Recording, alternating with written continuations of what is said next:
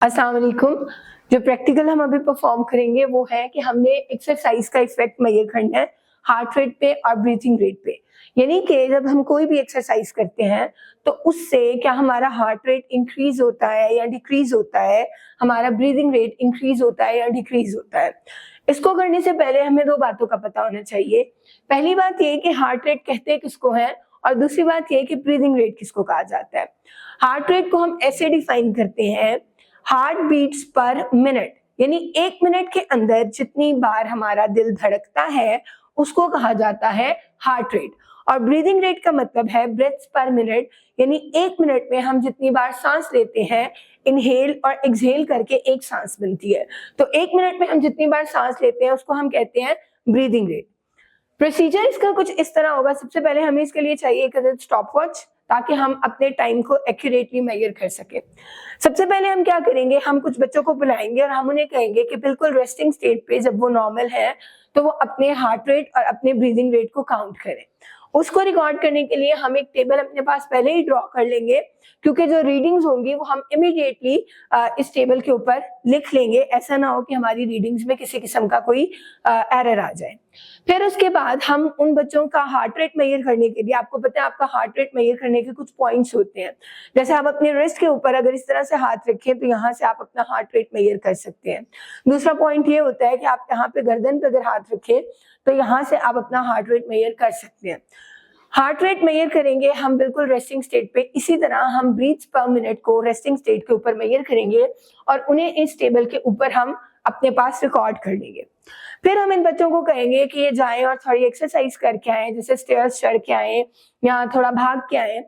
उसके बाद जब ये वापस आएंगे तो हम इनका दोबारा हार्ट रेट और ब्रीदिंग रेट मेजर करके इसी टेबल के ऊपर अपने पास रिकॉर्ड कर लेंगे। याद रखें कि ये प्रैक्टिकल करने के लिए हमें कुछ प्रिकॉशंस को भी फॉलो करना है, जैसे कि हमारी रीडिंग्स जो है वो हमें इमीडिएटली टेबल के ऊपर रिकॉर्ड कर लेनी है। ऐसा ना हो कि जो बच्चा है वो कोई ओवर एक्सर्शन या ओवर एक्सरसाइज कर रहा है कि उसकी तबीयत बिगड़ने लग जाए।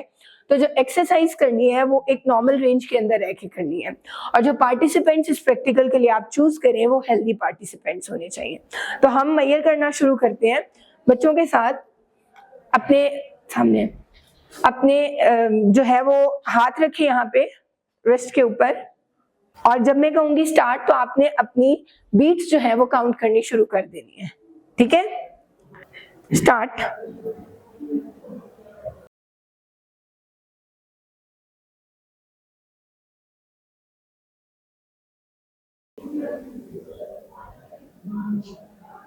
स्टॉप। काउंट कर ली। अब हम इन ब्रीदिंग रेट्स को यहाँ पे अपने पास रिकॉर्ड कर लेंगे। जी सकलैन 80, 74, 94। अब इसी तरह हम इन बच्चों से कहेंगे कि अपना ब्रीदिंग रेट भी जो है वो मेजर करें 1 मिनट के लिए, और इसी टेबल के अंदर हम उन रीडिंग्स को भी फिल कर लेंगे। तो बच्चों आपने जो है, जब मैं कहूंगी स्टार्ट तो आपने स्टार्ट करना है, और जब मैं कहूंगी स्टॉप तो आपने स्टॉप कर देना है। ठीक है, और आपने काउंट करना है। जब एक बार आप सांस अंदर लेंगे और बाहर निकालेंगे वो एक ब्रीथ होगी। ठीक है, स्टार्ट। आपने बिल्कुल नॉर्मल जो सांस हम लेते हैं उस तरह सांस लेनी है और उसको गिन लेना है।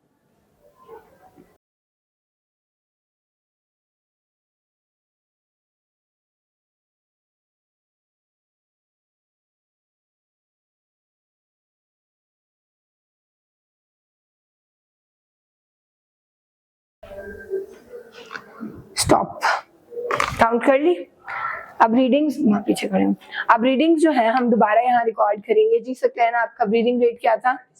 36 जी, 38 और मिर्तजा 26। ये ब्रीदिंग रेट से हमारे पास जो इन्होंने रेस्टिंग स्टेट पे काउंट की है। अब हम इनसे कहेंगे थोड़ी बहुत एक्सरसाइज करके आए, और जब ये दोबारा वापस आएंगे तो फिर दोबारा से हम इनका हार्ट रेट भी काउंट करेंगे और इनका ब्रीदिंग रेट भी काउंट करेंगे। अभी जो है दोबारा से आप बच्चे जो है वो एक्सरसाइज करके आए हैं। अब हम दोबारा से इनकी हार्ट बीट और ब्रीदिंग रेट जो है वो काउंट करेंगे। स्टार्ट।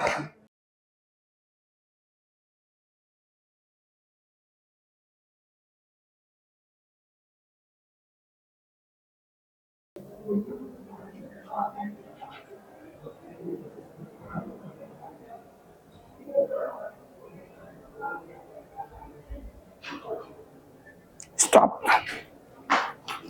अब जो हमारे पास रिजल्ट्स आए हैं हम उनको दोबारा रिकॉर्ड कर लेंगे। जी सकलैन 85, सुभान 90, मुर्तजा 104। इसी तरह अब हम इनसे कहेंगे कि ये अपने ब्रीदिंग रेट्स को काउंट करें फॉर 1 मिनट, ताकि हम उसका भी रिकॉर्ड अपने पास मेंटेन कर लें और फिर हम देखें कि इनका इफेक्ट क्या होता है हमारी बॉडी के ऊपर। रेडी? अब आपने क्या करना है कि अपने ब्रीदिंग रेट्स को दोबारा से काउंट करना है। ठीक है, रेडी, स्टार्ट।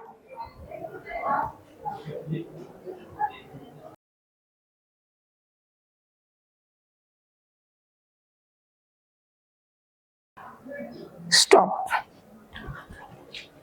हाँ जी सकलैन 40, 50, 40। हमने अपनी रिकॉर्डिंग्स जो है वो यहाँ पे अपनी ऑब्जर्वेशंस को रिकॉर्ड कर लिया है। अगर आप इस टेबल को देखें तो आपको एक क्लियर कट डिफरेंस नजर आ रहा होगा कि रेस्टिंग स्टेट पे हार्ट रेट तमाम बच्चों का कम है और जब वो एक्सरसाइज करके आए हैं तो सबका हार्ट रेट जो है वो पहले से बढ़ चुका है। इसी तरह अगर हम ब्रीदिंग रेट की बात करें तो रेस्टिंग स्टेट पे वो कम है और जब एक्सरसाइज करके आए हैं तो उसके बाद ब्रीदिंग रेट जो है वो बढ़ चुका है।